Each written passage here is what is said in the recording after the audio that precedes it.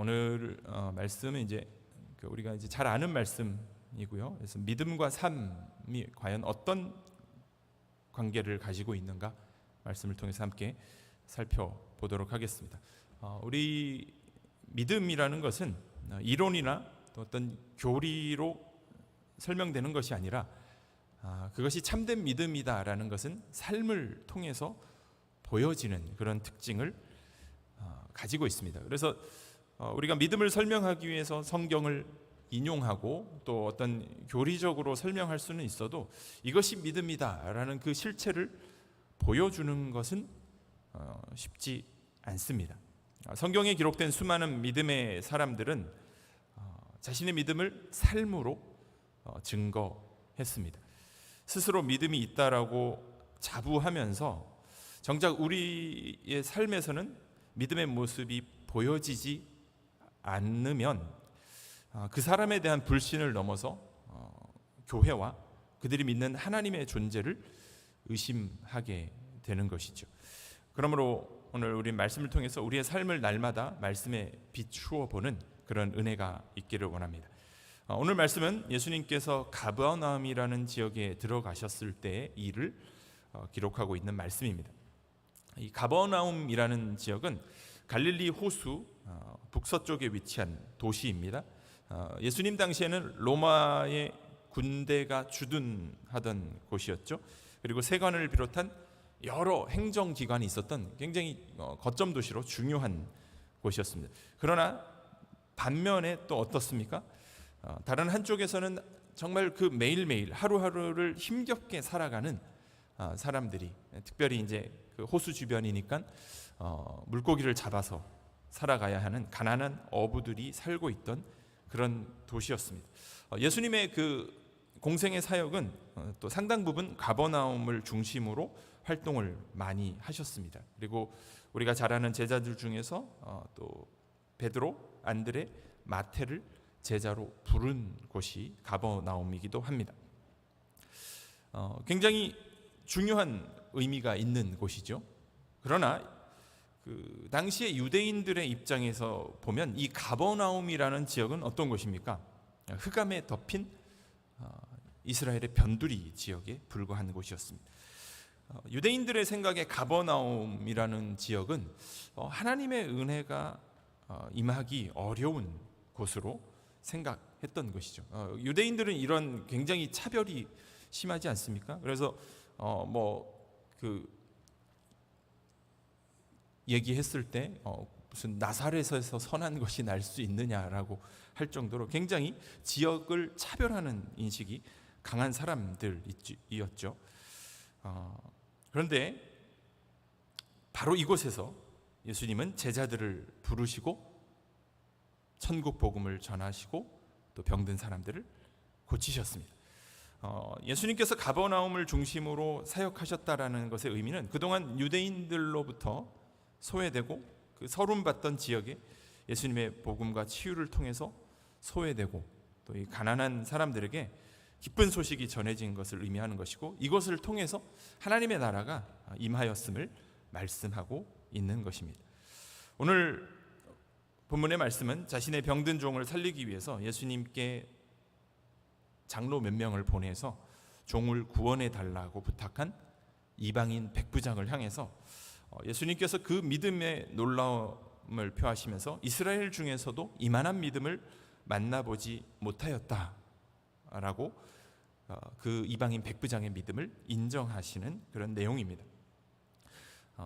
성경에는 예수님께서 누군가의 믿음을 그 사람의 믿음이 정말 참되고 진실하다라는 것을 인정해주는 그런 내용들이 많이 등장을 합니다.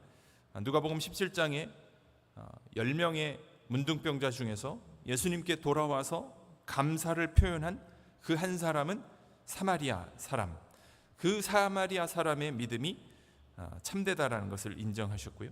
또 귀신 들린 자신의 딸의 치유를 위해서 예수님께 나온 그 가나안 여인을 향해서 자녀의 떡을 취하여 개들에게 던짐이 마땅치 않다라는 굉장히 모욕적인 그 말씀에도 그 여인은 맞습니다. 하지만 개들도 제 주인의 상에서 떨어지는 부스러기를 먹습니다라고 말하는 걸 보시고 그 여인의 믿음이 크다라고 인정해 주셨습니다.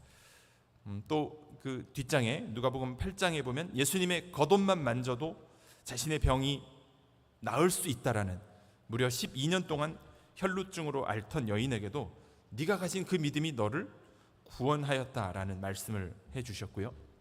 또 침상에 누운 중풍병자를 그 친구들이 데리고 왔을 때도 그들의 믿음을 보시고 중풍병자에게 죄사함을 받았다라는 그 말씀을 하시기도 하셨습니다. 이처럼 성경에는 예수님께서 다양한 사람들의 그 믿음을 참된 것으로 인정하는 내용들이 많이 등장을 하는데, 우리가 공통적으로 찾아볼 수 있는 부분은 어떤 것입니까? 그들 모두 절박한 상황에서 예수님만을 의지했다라는 공통점을 가지고 있습니다. 그들 중 또 육신의 질병으로 고통당하고 있던 사람들은 예수님이 단순히 그 병을 고쳐주는 기적을 행하는 인물로만 생각하고 자신의 그 병을 나음받고 싶어서 예수님을 찾아온 열심 때문에 그들의 믿음을 인정하신 것은 아니다라는 것이죠. 성경에는 예수님을 만난 병자들의 믿음이 참된 것을 증거하시는 말씀은 굉장히 많습니다. 그러나 스스로 믿음이 있다라고 자부했던 바리새인들이나 장로들, 또 서기관과 같은 그 당시 종교 지도자들에 대해서는 한 번도 그들의 믿음을 인정하신 적이 없습니다. 오히려 그들을 향해서는 예수님이 뭐라고 말씀하셨습니까? 마태복음 23장에 보면 이렇게 말씀하셨죠. 화 있을진저 외식하는 서기관들과 바리새인들이여, 너희는 천국 문을 사람들 앞에서 닫고 너희도 들어가지 않고 들어가려 하는 자도 들어가지 못하게 하는도다라고 굉장히 강하게 책망하신 것을 볼 수 있습니다. 이 말씀은 오늘 한국 교회가 교회 안에서 굉장히 믿음을 강조하지만 어쩌면 그 믿음이 예수님께 인정받지 못할 수도 있음을 보여주는 그런 말씀이기도 합니다. 성경에서의 병은, 질병이라는 것은 단순한 병을 의미하지 않습니다. 성경에 등장하는 병자들이 단지 그냥 육신의 질병에 걸린 사람들이라면 그 병자를 고치신 예수님의 사역은 육신의 질병을 고쳐주시는 분으로만 이 땅에 오신 것이 되게 되는 것이죠. 그래서 성경에서 병은 단순한 질병이 아니라 우리 인간의 실존을 보여주는 것입니다. 죄와 사망의 권세 아래 있는 인간의 비참한 현실을 증거하는 것이죠. 따라서 예수님의 병고침 사역은 육신의 질병을 치유하시는 그 예수님을 증거하기 위함이 아니라 죄와 사망의 저주 아래 갇혀 있는 우리를 구원하시기 위해 오셨다라는 것을 증거하는 것입니다. 그래서 예수님의 치유 사역 뒤에는 반드시 어떤 말이 따라 붙습니까? 그 사람의 죄사함의 문제를 다루고 있다라는 것입니다. 육신의 질병뿐만 아니라 그의 영혼의 구원까지도 반드시 다루고 있음을 말씀하고 있는 것이죠. 예수님께서 참된 믿음으로 인정하신 경우는 예수님을 찾아온 이 병자들이 예수님을 향한 그 진정한 믿음을 가지고 있었음을 볼 수 있습니다. 이것은 단지 육신의 질병만을 낫게 하시는 예수님으로만 믿은 것이 아니라는 것이죠. 인간의 자신의 실존에 대한 깊은 고민과 자신의 죄성에 대해서 진지하게 고민한 사람만이 예수님의 그 죄사함의 권세를 바라볼 수 있는 것이죠. 만약 우리가 자신의 실존을 정확하게 보지 못하는 사람이 예수님을 찾아왔다라면 그것은 단순히 자신의 어떤 욕망을 이루기 위한 것이기 때문에 그 믿음을 우리가 참되다라고 말하기는 어렵다라는 것입니다. 자신을 죄와 사망의 권세에 갇힌 자로 볼 수 있어야만 우리가 비로소 예수님의 십자가의 의미를 깨닫게 되는 것이고요. 예수님이 우리를 위해서 흘리신 피가 나의 죄와 또 그 사망의 권세에서 구원하는 능력이 된다라는 것을 깨달을 수 있기 때문인 것입니다. 이런 믿음의 사람들은 오직 예수님의 은혜만을 높이고 감사하는 것으로 그 믿음을 증거하고 있습니다. 이처럼 자신의 영혼을 저주에 갇힌 자로 바라보면서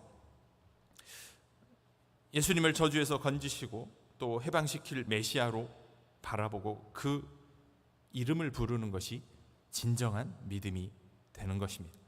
그러므로 단순히 우리의 육신의 문제 해결만을 위해서 예수님을 믿는 것은 예수님이 어떤 분이신가를 알지 못한 것이기 때문에 참된 믿음으로 인정받지 못하게 되는 것입니다. 믿음은 예수님이 어떤 분이신가를 바르게 아는가가 굉장히 중요한 요소인 것입니다.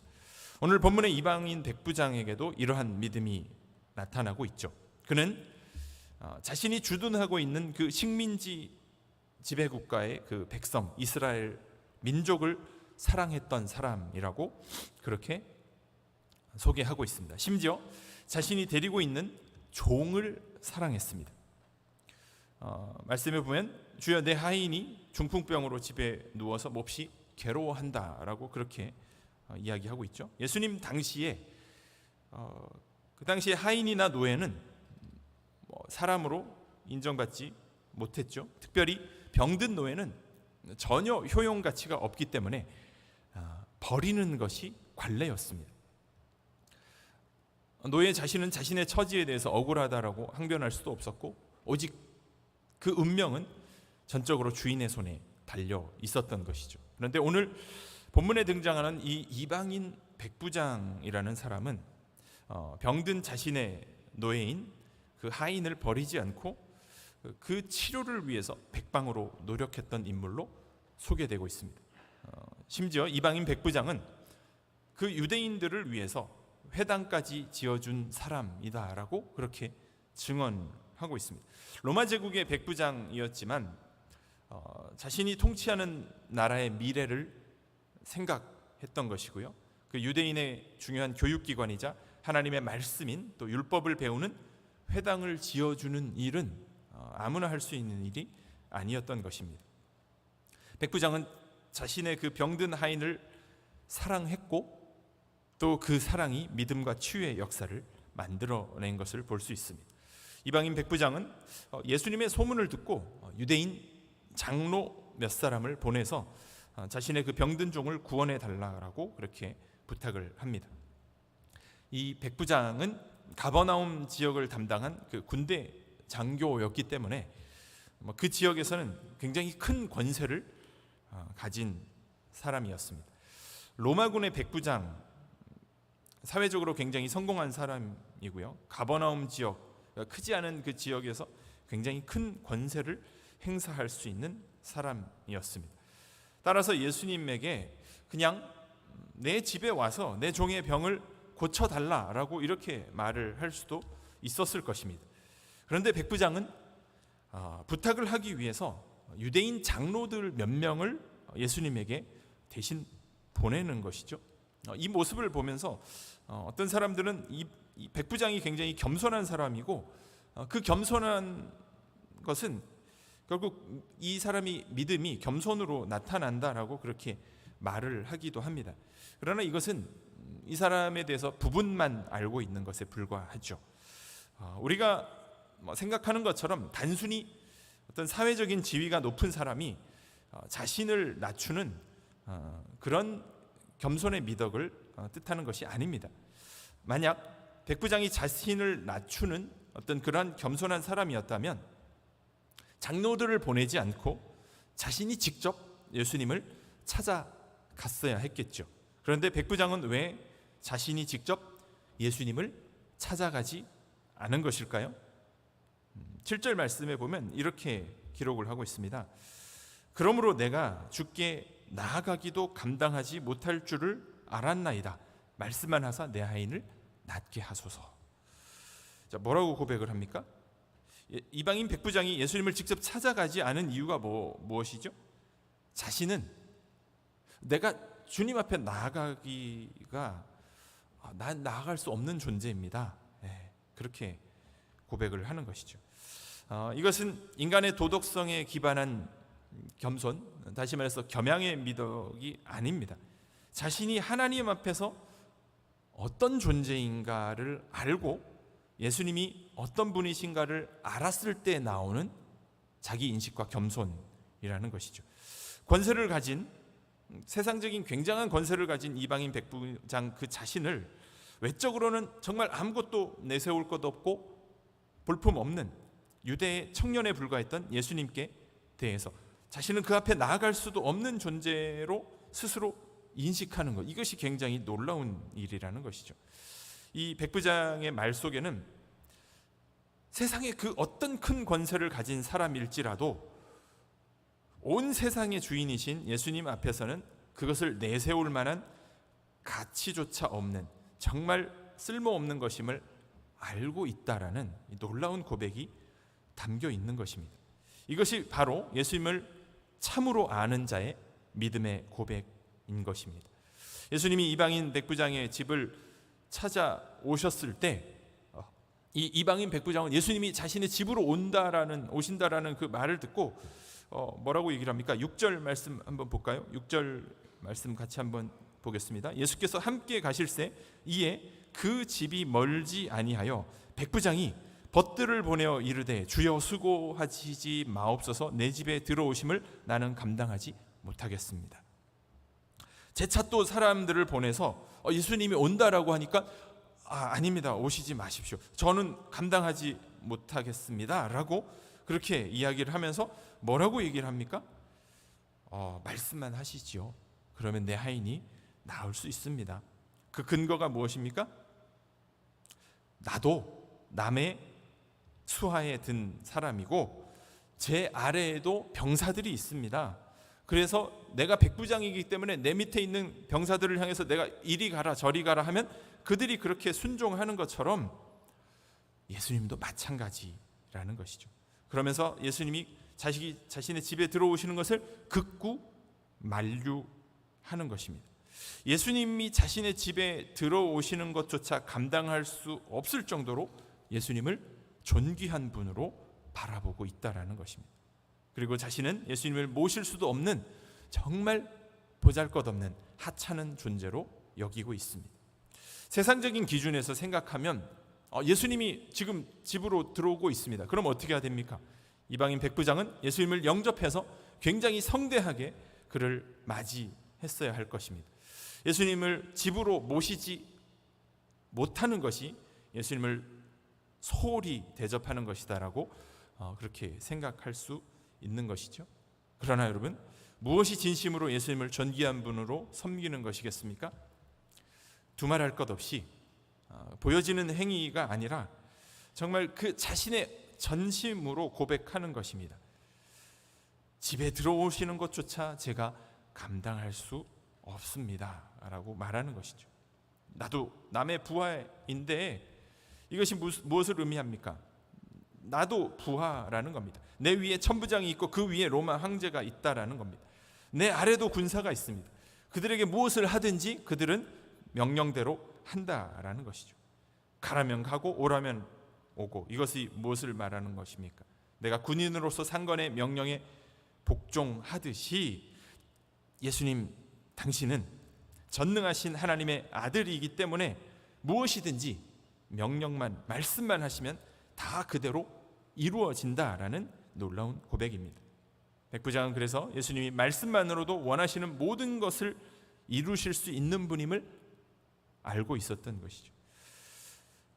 히브리서 4장 12절에 우리가 잘 아는 말씀에 이런 말씀이 있죠. 하나님의 말씀은 살아있고 운동력이 있어서 좌우의 날선 어떤 검보다 예리하여 혼과 영과 및 관절을 찔러 쪼개기까지 한다라고 말씀합니다. 말씀에 살아있는 능력을 증거하는 것이죠. 그 말씀이 시간과 공간을 초월하여 오늘도 역사하는 것입니다. 하나님이 천지를 창조하실 때 말씀만으로 창조하셨습니다. 하나님의 그 말씀의 권위에 온 천지 만물이 순종한 것입니다. 오늘 백부장은 그 천지를 창조하실 때 있었던 그 하나님의 말씀의 권위를 인정할 줄 아는 사람이었던 것입니다. 그래서 주님 말씀만 하옵소서, 말씀만 하셔도 제 하인의 중풍병이 치유함을 받을 줄 나는 확실히 믿습니다라는 그런 놀라운 고백을 한 것입니다. 여러분, 하나님을 떠난 인간의 비극이 무엇입니까?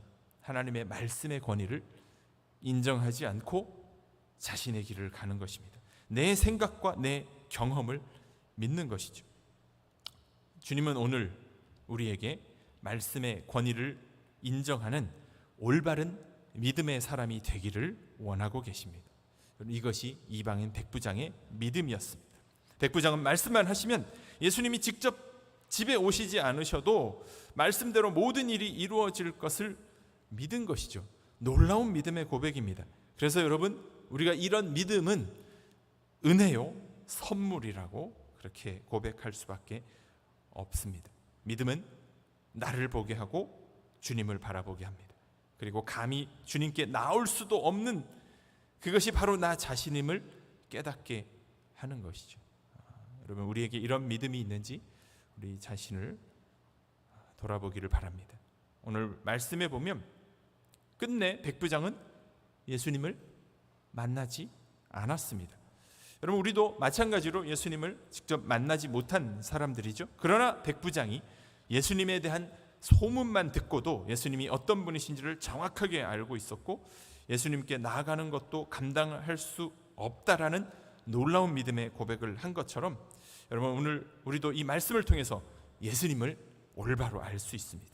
이방인 백부장의 그 믿음의 고백으로 예수님에게 이스라엘에서 이만한 믿음을 가진 사람을 본 적이 없다라는 놀라운 인정을 받았던 것처럼 우리도 예수님에 대한 올바른 믿음과 또 우리가 가진 그 믿음의 고백이 삶으로 연결되어서 주님을 기쁘시게 하는 우리 모든 성도들이 되기를 주의 이름으로 간절히 축원드립니다. 기도하겠습니다. 하나님 아버지, 참으로 감사합니다. 우리가 예수님을 믿는다는 것이 어떤 것인지 오늘 이방인 백부장의 삶을 통해서 저희들에게 증거하여 주심에 감사를 드립니다. 말씀을 통해서 우리가 예수님을 바로 알게 하시고 그 바로 안 그 믿음이 우리의 삶을 통해서 온전히 증거되어져서 온전히 하나님께 영광 돌리는 우리의 삶이 되도록 성령 하나님 인도하여 주시옵소서. 감사드립니다. 예수님의 이름으로 기도하였습니다.